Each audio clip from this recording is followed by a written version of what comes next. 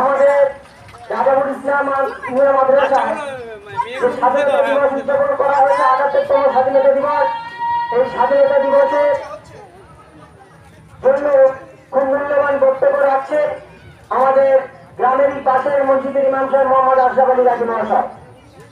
ছিল যে শান্তি আর সুখে যে আমরা সূর্যের আলো ভোগ করছি এরকম অবস্থা ছিল না। আমরা সকলে জানি, কম বেশি যারা আমরা পড়েছি বা খবর রাখি, ইতিহাসের মধ্যে আছে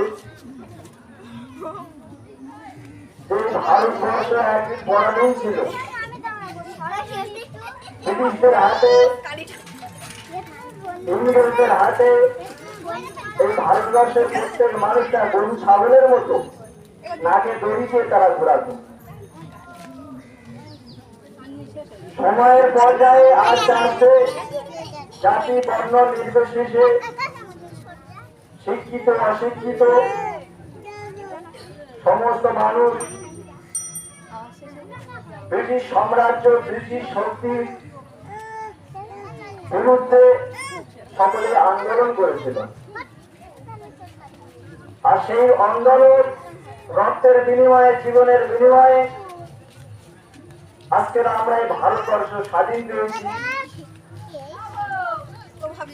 সেটাই ছিল 1947 15 আগস্ট। দেখতে দেখতে 18তম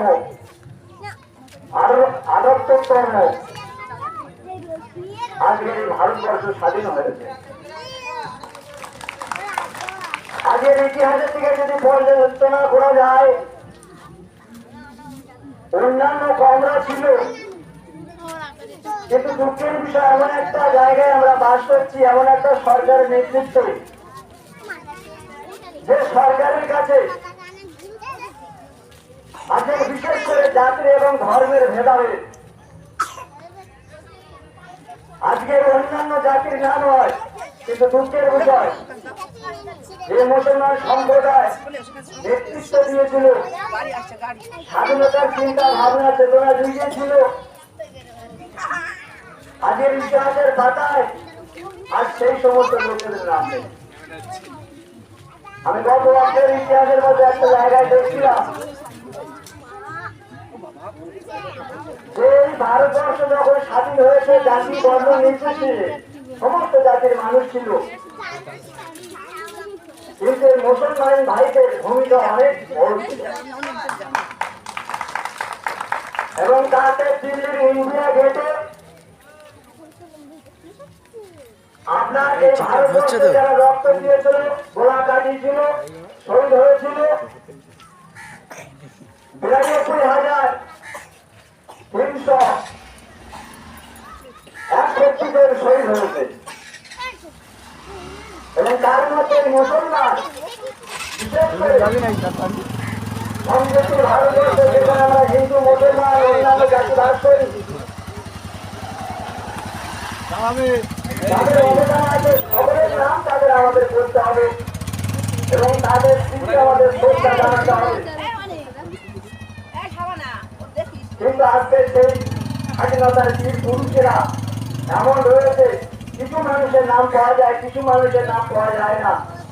অথচ আমার এই মুসলমান, আমার এই জাতি, আমার এই সমাজ, এরা প্রাণ দিতে দিতে এত দিয়েছে, 61,942 জন কম বেশি এরকম তারা শহীদ হয়েছে। এই ইতিহাস তাদের কথা বলতে পারা যাবে না। এই ইতিহাস জানতে গেলে আপনাকে পড়তে হবে, গভীরে ঢুকতে হবে। এবং যদি আমরা ইতিহাসের দিকে লক্ষ্য করি, আজকের আমাদের মধ্যে কোনো দ্বিধা দ্বন্দ্ব, আমাদের মধ্যে কোনো ঝগড়া, আমাদের মধ্যে কোনো হিংসা থাকতে পারে না। আমাদের পূর্বপুরুষেরা এবং আমাদের ওলামা হযরতরা, সাধু সন্ন্যাসীরা, তারা বলে গিয়েছিল এই ভারতবর্ষটা হলো গণতন্ত্র রাষ্ট্র, হিন্দু মুসলমান ভাই ভাই কাঁধে কাঁধ রেখে ভ্রাতৃত্ব সম্মিলিত ভালোবাসা রেখে তারা যেটা ধর্ম করবে এবং একে অপরের পাশে থাকবে, সাহায্য করবে, কেউ কারোর উপরে হিংসা করবে না। কিন্তু বাবা, বর্তমান সময় হয়েছে কি, এমন একটা সময় এসেছিল বলছে ওই দিল্লি ইন্ডিয়া গেট থেকে শুরু করে আর আপনার এই কলিকাতার আশপাশ পর্যন্ত এমন কোনো গাছ ছিল না যে গাছের লাভ বাধা ছিল না। আসলে মাওলানা আশরাফুল্লাহ রহমতুল্লাহ আলাইহি ও এমন মানুষ তারা শহীদ হয়েছে, জীবন দিয়েছে, যাদের বিনিময়ে আজকে আমরা স্বাধীন ভারতবর্ষ দেখা পাচ্ছি। সেই আশরাফুল্লাহ খানকে জিজ্ঞাসা করা হচ্ছে 27 বছর বয়সে যখন জেল খেটেছে তাকে ফাঁসি দেওয়া হবে, ফাঁসির মঞ্চে ঝোলানো হবে।